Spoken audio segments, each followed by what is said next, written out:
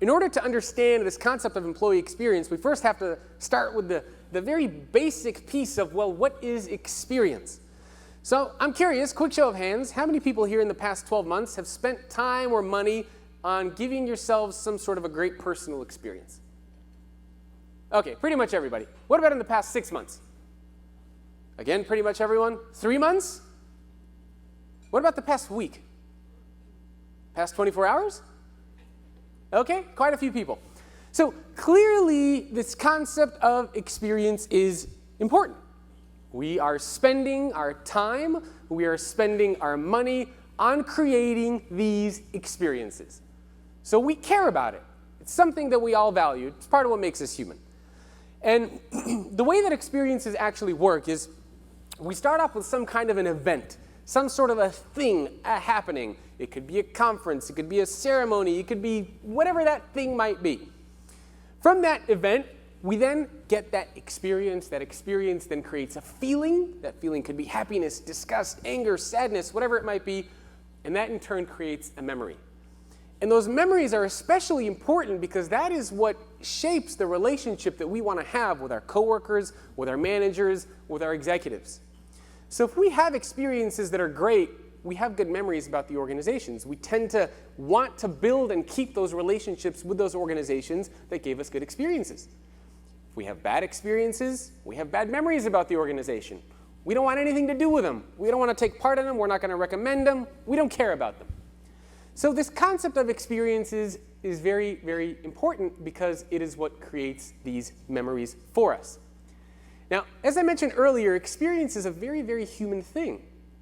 And so where is the experience inside of our organizations? I think we've lost it. And if experience is a very human thing, I think it's safe to say that where's the humanity inside of our organizations? I think all of that has disappeared. I think it's gone. And I think now we are at a point where organizations are trying to figure out, how do we get it back? How do we get that human component, that human aspect back to our organizations? How do we get these experiences and bring them back inside of our organizations and create and shape them? Now, unfortunately, we have built our organizations on top of some very outdated concepts and ideas and approaches and ways of thinking.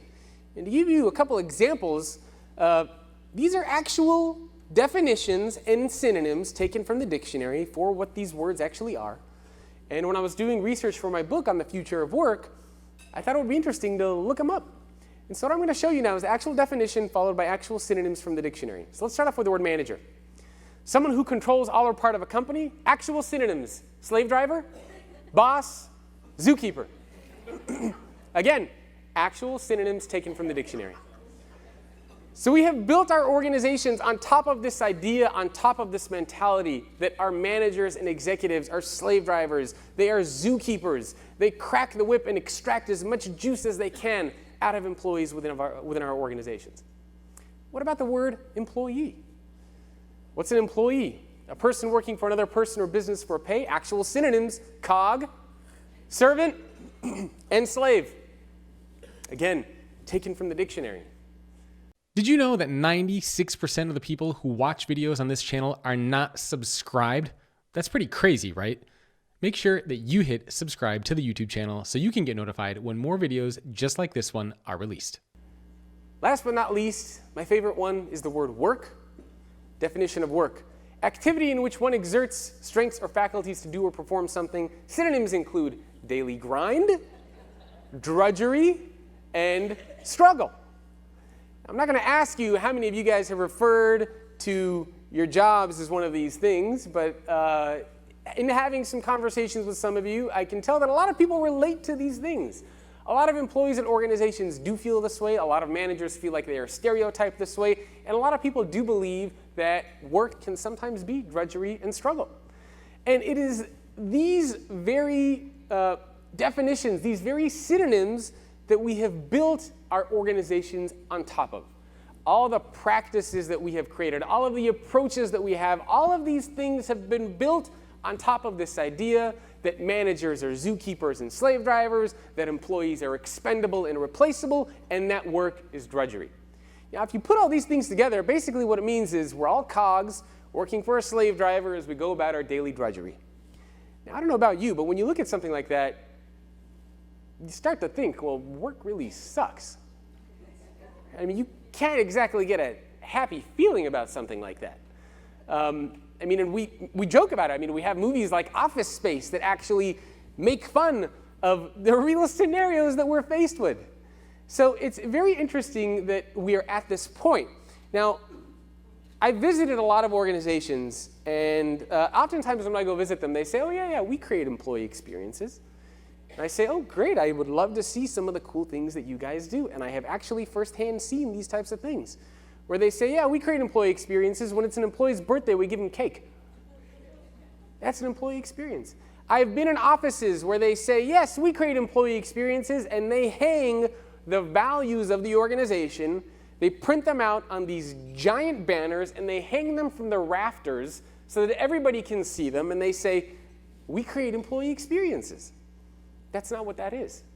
Right? So if it's not about cake, and if it's not about hanging your values from the rafters, then what is it about? Well, the exact opposite of this is also not true. It's also not about having half-naked people running around your office and doing keg stands and having a slip and slide that goes through your cubicles. So if it's not about cake and it's not about banners, and if it's not about half-naked people and the slip and slide going through your cubicle, then what in the world is experience actually about? I think employee experience comes down to one basic assumption that we have always had about organizations that is now proving to be wrong. The one big assumption we've always had about all of our organizations, and the one big assumption you have all had about your companies, is that people need to work there. We've all assumed that we have jobs. People need jobs. They need money. They have things they need to buy. They have kids. They have mortgages. They need a job. So we will give them a job, and they will need to work here. And that's been the relationship that we've always had, and that's been the assumption that we've always had. That assumption doesn't make any sense today anymore. Because look at the world that we live in. People are becoming Uber drivers, they're becoming Lyft drivers, they're renting out their places on Airbnb, they're creating products to sell on Etsy, they're creating freelance profiles on Upwork or freelancer.com, they're raising money on Indiegogo or GoFundMe. So we live in a very different world. Not only that, but technology is making it very easy for organizations to take employees from one company and bring them into theirs. I've talked to a couple of you here that are at your jobs because a recruiter has reached out to you. Some of you here were at previous companies, and on LinkedIn you got a message, and now you're somewhere else.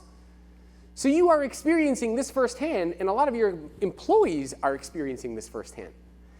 And so this assumption that people need to work at our organizations is wrong. And instead, we need to think of our organizations as creating places where people want to show up. So this need mentality has always been related with utility. People need to work here. Because they need to work here, we'll give them the bare bones they need to get their jobs done. We'll give them a desk, we'll give them a cube, we'll give them a computer, and if they're lucky, maybe they'll get a phone. That's it. There was no employee engagement. There was no innovation. Health and wellness, give me a break. Right? These are all relatively new phenomena. I mean, these are things that have been happening in the last 5, 10 years. Only now are they becoming mainstream. And that is because we have assumed people have always needed to work at our companies, and we've always assumed that our organizations are just about utility. The future of work is all about how do we move from utility to experience? How do we move from creating an environment where we assume people need to be there to creating a place where people actually truly want to show up? That's what the future of work's about. That's what employee experiences are about. How do we shift from this concept of need to want?